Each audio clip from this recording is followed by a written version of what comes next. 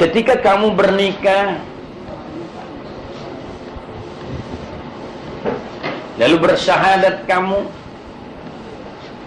diucapkan suamimu asyhadu la ilaha illallah wahdahu la syarikalah, dijawab oleh istrimu wa asyhadu anna muhammadan abduhu wa rasuluh, lalu bersama kamu salawatun ala sayyidina Muhammad Rasulullah, Allahumma salli ala Muhammad wa ala alihi Muhammad.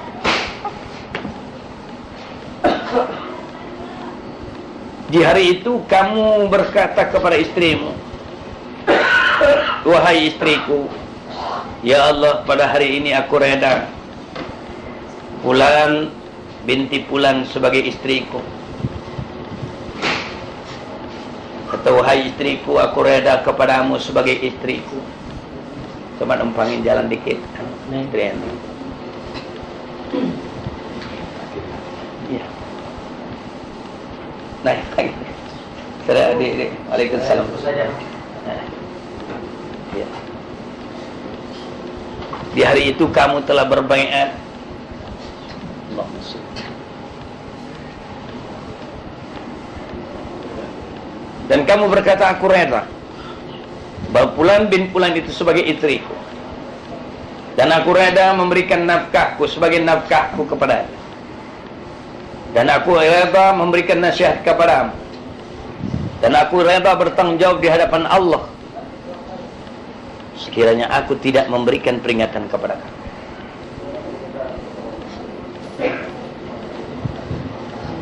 Sekiranya aku bersalah kepadamu, maka kita kembali kepada Quran dan hadis, mengikuti ketentuan Allah dan Rasul.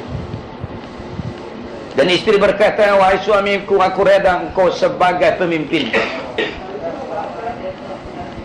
dan aku reda berbuat kebaikan kepadamu, menyucikan pakaianmu, memasakkan kamu, dan melayani kamu. Sekiranya ada kesalahanku, berikanlah aku nasihat, dan kembalilah kita kepada Quran dan hadis. Betapa bahagianya kehidupan rumah tangga kamu dengan Quran dan hadis yang diajarkan oleh Allah kepada Nabi, dan Nabi mencontohkan untuk kamu. Jadilah kamu rumah tangga yang sakinah. Untuk mencapai tingkatan rumah tangga yang sakinah, kamu dulu membentuk akhlakul karimah dalam rumah tangga. Suami memanggil istri dengan lembut, Assalamualaikum, Assalamualaikum ya Fatimah, atau ya Aminah,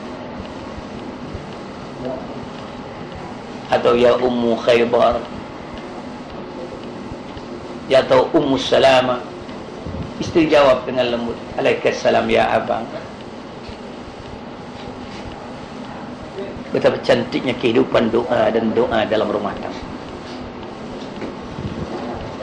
Ketika kamu lembut, suami memanggil istri dengan lembut, istri memanggil suami dengan suara yang lembut, besok kamu membuahkan anak-anak pun akan ikut dengan suara yang lembut.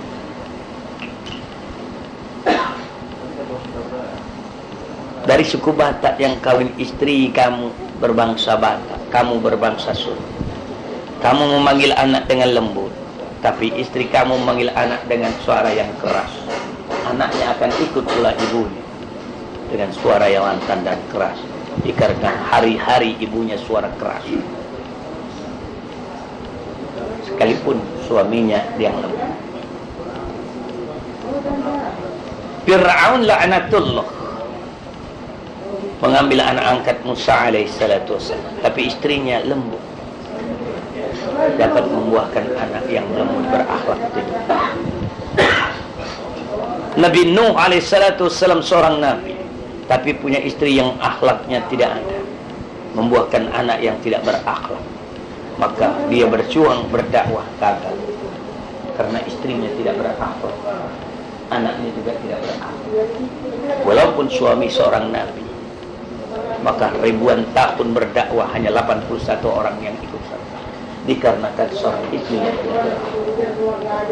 Maka kamu sebagai seorang ibu, al-jannatu tahta aqdamil ummahat. Surga itu di bawah telapak kaki seorang ibu. Kamu mudah untuk mendapatkan surga. Ketika kamu mendapatkan keredaan suami, maka surga sudah kamu tempati. Di hari itu kamu mati, kamu telah dimasukkan Allah ke dalam surga.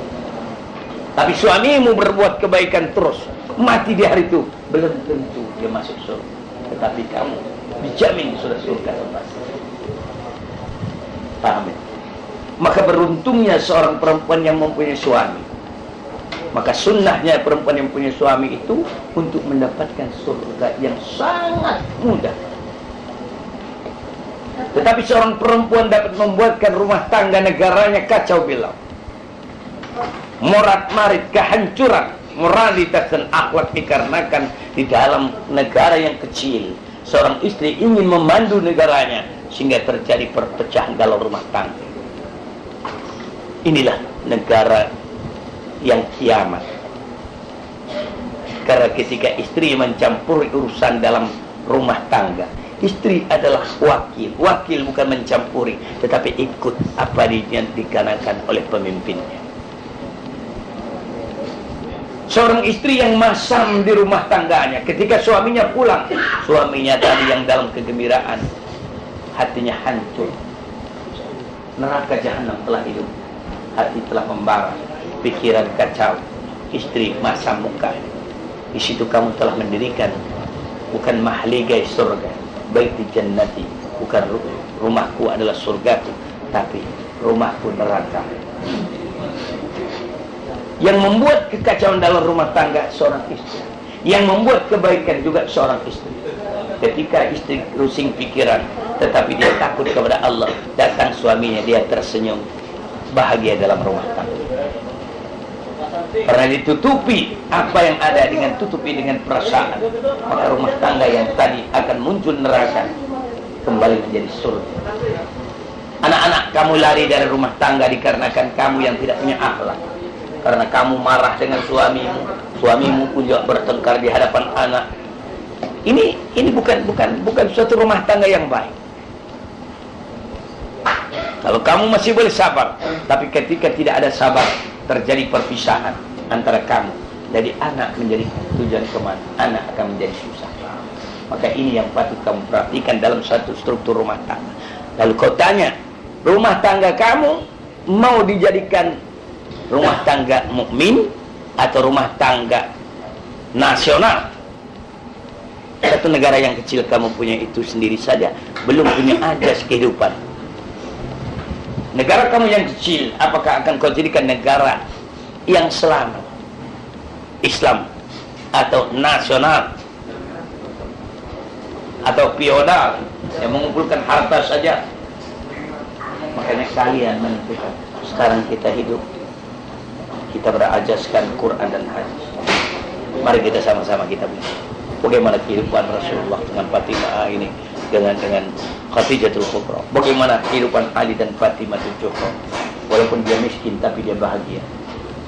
Ketika Ali karamullahu wajhah pulang dari bekerja karena dia tukang pikul, tidak dapat upah, pulang tidak ada bawa apa. Dilihat oleh Fatimah dari kejauhan, dia inti dari lubang. Suaminya pulang dalam gagang. Dia berusaha untuk mengembirakan suami. Begitu sampai Ali, dia keruikan air, dia lapkan muka Ali, lapkan keringat Ali, berikan minum. Dia ketawa supaya Ali ikut serta ketawa. Akhirnya Ali dalam susah tidak bawa makanan timbul ketawa. Kata Fatimah, Ali, kau jangan susah, kita puasa, air masih boleh kita minum. Mereka minum, kita berpuasa hari ini. Mereka berpuasa ketika tidak ada, langsung berpuasa. Tapi ketika suaminya pulang membawa rezeki, dilihat oleh Fatimah Zuhra, bawa rezeki. Begitu sampai Fatimah lap tubuh Ali, diberikan minum, duduk. Fatimah mengambil barang itu dengan air mata yang mengalir. Ali bertanya, kenapa engkau menangis wahai istriku? Fatimah berkata, betapa berat engkau berjuang mendapatkan rezeki ini wahai Ali. Betapa susahnya engkau bergadai nyawa, bergadai akhlak diri kamu untuk mendapatkan rezeki. Dia masakkan rezeki untuk Ali. Disuruhnya Ali makan. Ali berkata, Fatimah, kenapa kau tidak makan? Yang mencarinya belum memakan lagi. Sangat mustahil aku yang menanti makan dulu. Makanlah. Dia ambil, dia suapkan Ali. Begitu kehidupan yang mesra. Kekayaan bukan membawa suatu kebahagiaan. Bukan sedikit orang kaya tapi tidak bahagia. Orang yang kaya masih utang ke sana kemari, bukan orang kaya. Tapi kamu hidup dengan cari pagi makan sore, kamu itu adalah orang yang paling kaya. Maka itu kamu yang hidup ini dalam bersuami istri, jangan tadi perbandingan dengan orang yang kaya. Pergilah melihat orang-orang di bawah kolong jabatan. Dan setelah kau lihat, subhanallah, kurangnya apa lagi kepada. Maka aku harap kepada kamu untuk suami istri ini, jadilah suami istri dunia dan akhirat yang selalu watawasau bil haq watawasau bis sabar.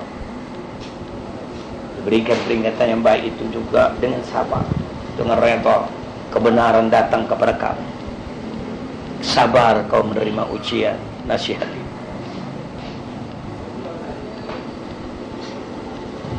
Kawin sangat mudah.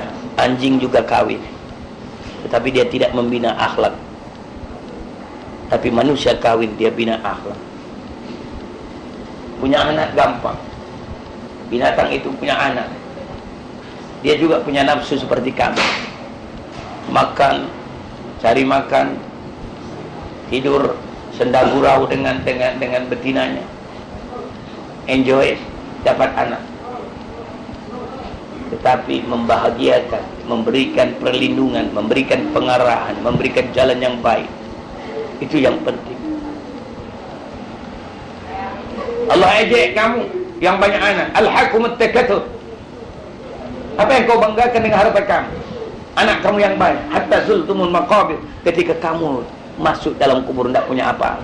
Coba lihat anak yang janda, yang mati suaminya janda, anaknya duduk menanti dalam penantian, belum membesar anak. Begitu juga kamu. Takutlah engkau kepada Allah Subhanahu wa ta'ala.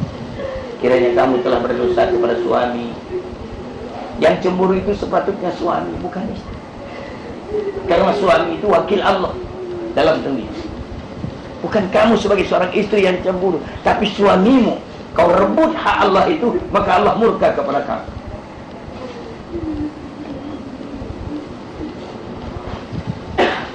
Maka itu kebahagiaan dalam rumah tangga bukan harta. Hidup miskin, ahli dengan Fatimah Zuhra. Kadang-kala pernah 3 hari dia tidak makan.